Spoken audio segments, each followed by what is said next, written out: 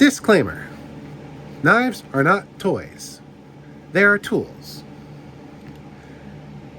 And while, yes, they can be considered weapons, they really shouldn't be, because, let's face it, anything can be a weapon if you push hard enough. So just don't push at all.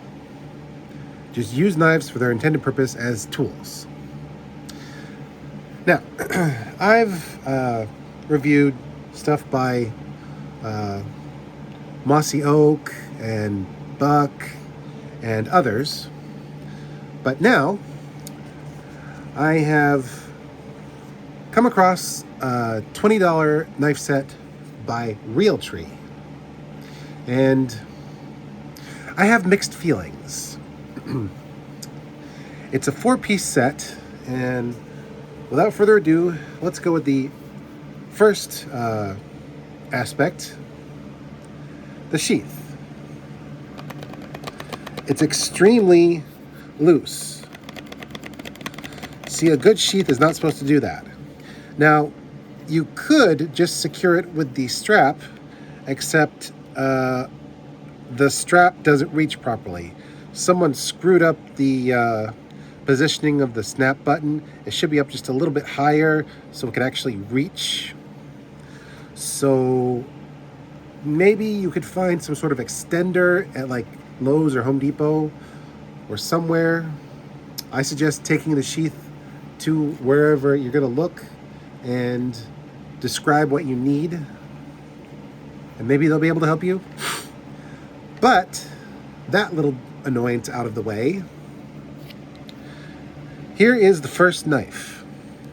It is, I'd say 1 finger and 1 knuckle long. So, yeah, it's pretty decent size. It is very shiny. It's got a clip point. It's got a decently sized spine. It's full tang. And while the handle scales aren't perfect, especially around the back, it's comfortable enough in the hand. I recommend, if you got big hands, 3 fingers on the grip part here, pinky on the bottom, thumb on the spine. Speaking of the handle, it is gorgeous. It's got brass trim and this dark wood. As bad as the sheath is, the knife itself is on the other end of the spectrum. It's awesome. It's gorgeous and also very functional. I think you could decently survive in the wilderness with one of these. But the next knife is maybe a bit more utilitarian for being out in the bush, especially if you're a hunter. Once again, wobbly sheath and strap that doesn't reach, but this knife, while retaining the same gorgeous handle, in fact, it almost feels thicker than the other handle, but really it's the same. Now this knife not only has a good spine, a good blade, a good point, just like the other one. Unlike the other one, instead of a clipped point, it has a gut hook. And if you don't know what that is, if you bagged a large animal and you need to skin it, sorry for getting graphic here, you use this piece after making a small incision at one end and just slitting it open. This gut hook makes it a little bit easier to deal with. Now, I've never skinned anything, so I don't know. But from what I've heard, if you're a hunter, a knife like this would be very, very valuable. So that's another win in terms of actual blades. Now we come to the most common knives in my collection, folders. The set came with two. We have this one, which comes with its own belt hook, a thumb bolt for easy opening, and once again, a gorgeous handle, just like the fixed blades. And while it's loose when transitioning from open to closed and back again, when it's closed, it's very, very secure. But with a flick of the thumb, you got it open. Now this one has features I do and don't like. It's got a clip point, so it goes from a fairly thick spine, about I'd say maybe a tiny bit thinner than the fixed blades, to very thin and fine to the point. But this design I don't really care for. This angular point is called a tanto point, and I could take it or leave it.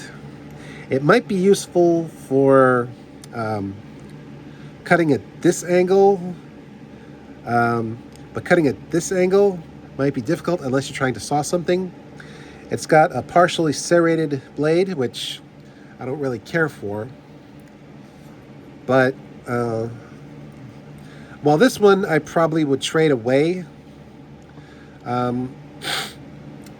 if it were all I had, technically it could be useful for cutting small branches, so you could, I don't know, fashion something, especially if you're trying to make arrows. You could gently saw the shaft and break it strategically. And here you see a leaf spring, which easily folds up to close. And now we come to the last blade, which is another folder. And just like its counterpart, it's got a belt loop, or belt clip, thumb piece, and it's very secure for the most part. And it opens like a dream. Now this one is reminiscent of a Viking Age sea axe knife, where basically it was a Scandinavian Bowie knife. Only instead of a clip point, the blade was swept down at an angle and came to a very sharp point. And in this configuration, it would be very easy to cut with just the tip, but also saw with the whole blade. And honestly, I kind of like this one. So we got two blades I like, one blade I'm ambivalent towards, and one blade I don't care for. So for $20, I'd say it's sort of worth it, although the subpar sheaths, which I've never encountered before, are a bit of a minus. So if you're in Walmart and you see this setup, use your best judgment, because overall I'd say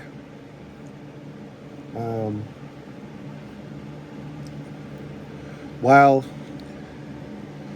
these two blades are worth it, the other two I really don't have much use for. And so I don't know, maybe they're just worth trading. So yeah, this is Mr. J signing out and reminding you, knives are tools and have been with us since the dawn of human history and prehistory. But they do have a bit of a dark side. Try not to embrace that dark side. Try not to hurt anyone, and always cut away from you. Be safe, cut safe, and be good to each other.